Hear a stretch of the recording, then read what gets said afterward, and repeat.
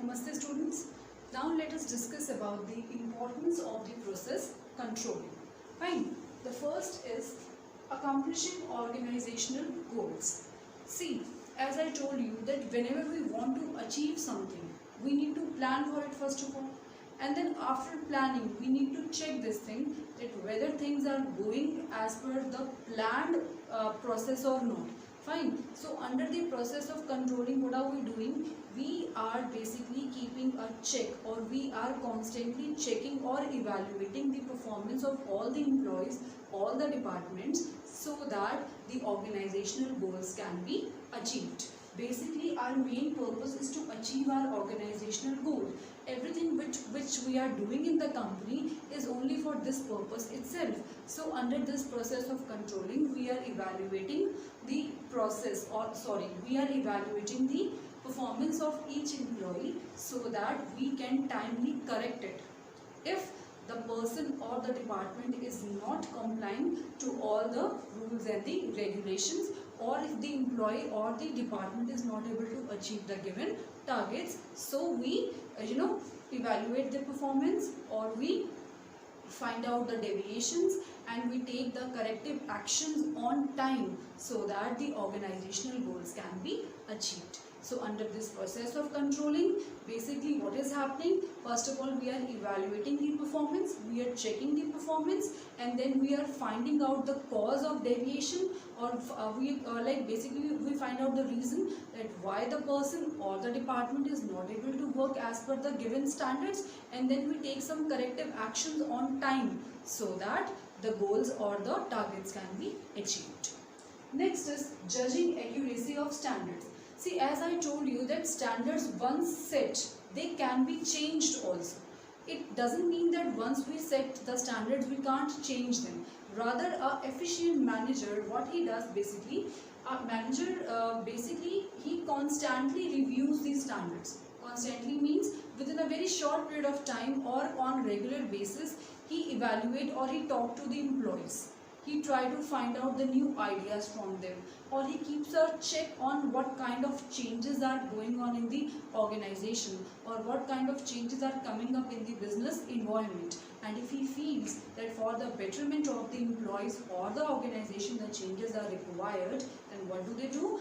They change the standards even. For example, let's say when there was no machinery in a company, that times workers were told to work for at least 10 hours in a day. Fine. But once a new machinery has been installed, then a manager has to review the standards, because the machinery can replace the work of some workers also. A machinery can do the work more faster. So in this case, the manager will review the standards, will change the standards, and instead of 10 hours, now the manager has set the standards that yes, you can work for 6 hours or 5 hours also. Fine. So it means that we need to review, we need to change our standards in the light of the changes which are coming up in the organization as well as in the business environment, because we can't stick to the standards which we have set. We need to make changes into them for better planning, but we need to get an idea that yes, this is a time that we have to change up like the planning. This idea will come into our mind once we compare the actual performance with the previous standards, and if we find that now there is a need to change it, so we will change it even. So it means that we need to judge the accuracy of the standards, and how it can be done. It can be done by looking into the changes which are going on in the organization, by looking into the changes which is happening in the environment, whether it could be technological environment, economical environment, legal environment, or it could be any. So we constantly review them. So this is the next importance of planning. Next is making efficient use of resources. As I told you that under planning, how can a worker will achieve his targets? When we give him some resources. So we need to keep an eye on him that whether he or she is using the resources in an efficient way or not. क्या कहीं वो resources का misuse तो नहीं कर रहे, wastage तो नहीं कर रहे, whether they are using it in optimum way or not. So this can be done under the process of controlling. Next is improving employee motivation. As I gave example in the previous video that Ram is not able to achieve the targets. I set targets of 150 units. Ram could complete only, or Ram could produce only 130 units. Then will find out what is the cause, why Ram is not able to do. Then after finding out the cause, we can motivate him. So it means that motivation also can be given through this controlling process only.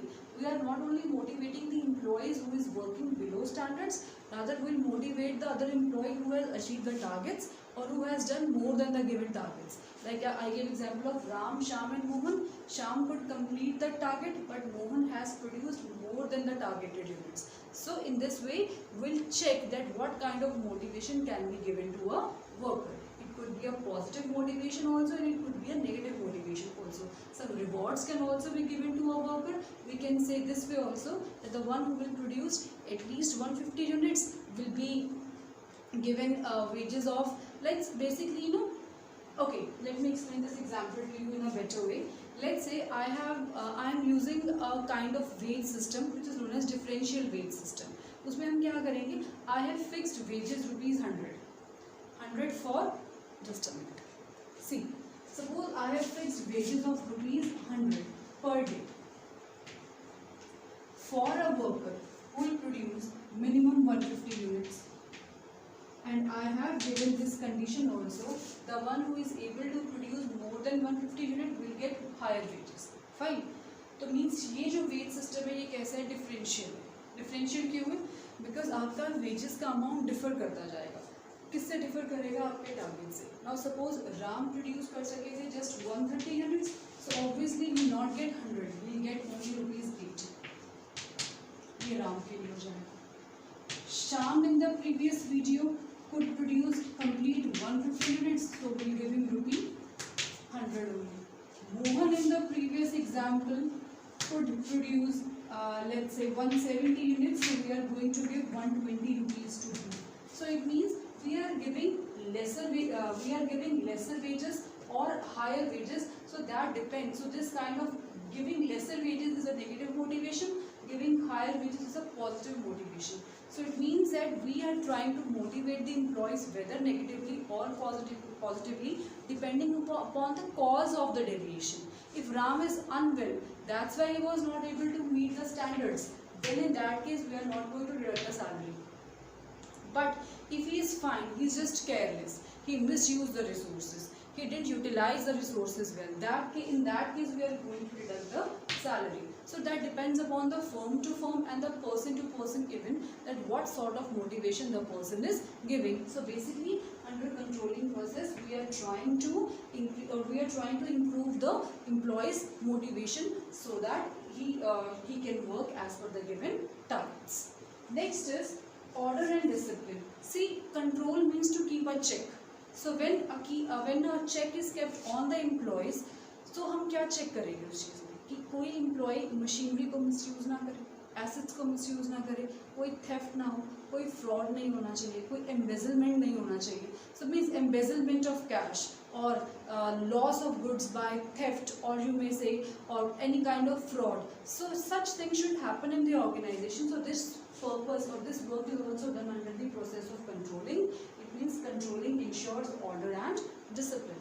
And the last is controlling facilitates coordination. See, as I told you that we are not only keeping an eye on the employee, we are not only setting the targets for an employee, but we are setting the targets for a department also. Because in a company, there are different of people, those who are working in different departments. And the work of each and like in the work of one department is coordinated or related to the work of the other department. Fine. So whenever we set the standards, हम standards को set ही इस way से करते हैं कि standards जो होते हैं वो एक दूसरे means एक department के standards दूसरे department के standards से coordinate करते हैं. Fine. So with the help of controlling, we try to bring coordination in the organization. So I hope these points are clear to you, points of importance. Now let's start with the last topic of this chapter, that is the process of controlling. Thank you.